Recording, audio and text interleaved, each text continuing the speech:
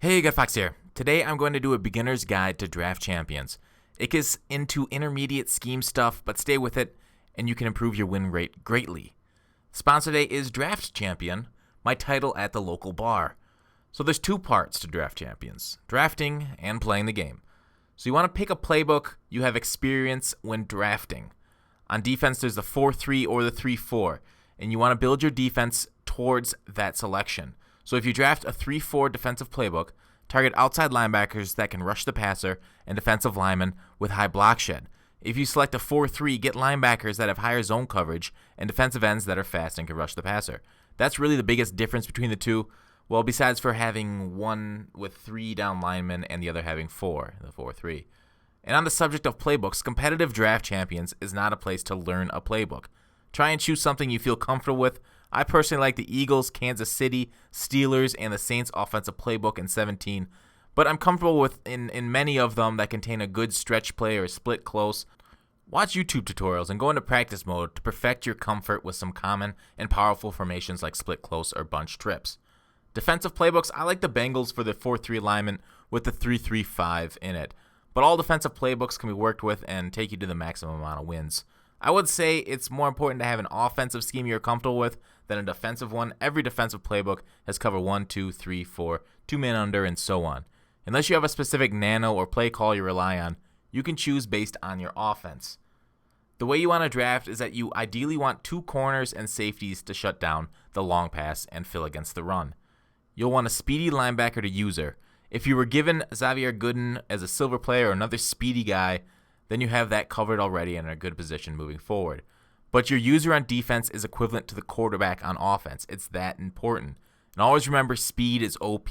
If you're struggling to decide between 2 draft picks, always draft a fast defender or a fast skill player for your lineup. They need to cover some asses and make up for the deficiencies in other players in your lineup. And on the topic of base silvers, there are some studs that you don't want to draft over. I'm going to link my website, Silver Studs, in the description.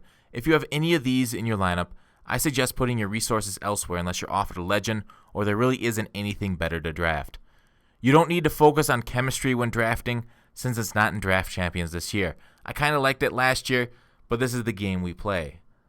But draft to your strengths as a player. If you like running, draft some good offensive linemen and run behind them. If you prefer passing, get some good wide receivers and pass blocking linemen. On offense, keep it simple. Dives and stretches to run, man beaters and flood concepts in the pass. See if your opponent can shut you down before you try anything crazy. If they do shut you down, start throwing the drags, crossing routes, and flat routes. Not that those are crazy, but nobody likes to play against those routes. Then when he starts playing up, hit him with a post route between his cover 2 safeties. Play with their mind a little bit. Otherwise, if you want to overload the running game, draft good blockers and move good blocking tight ends to wide receivers and offensive tackles to tight end for the best run blocking possible. Running the ball also gives you the dual benefit of running the clock down quickly.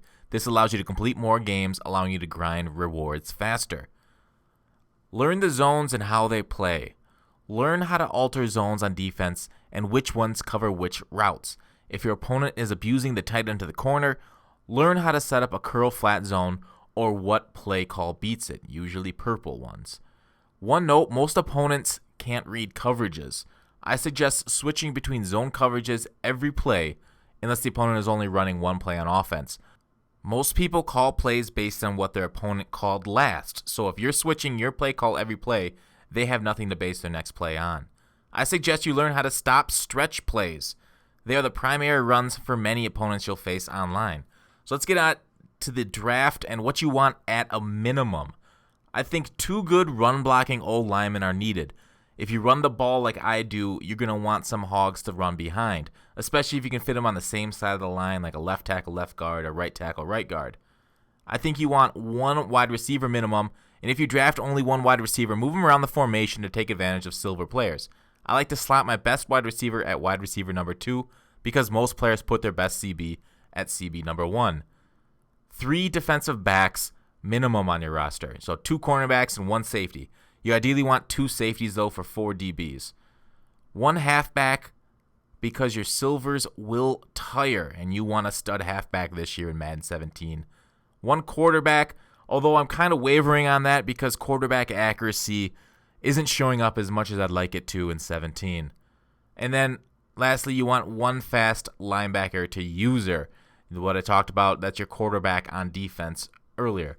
So that's 9 positions you can hopefully fill out. It won't always work out perfectly, but you can make it work. I believe in you. Let me know if you have any questions. I'll be back with part 2 in a little while. Thanks for watching. Call to action. I'll see you tomorrow.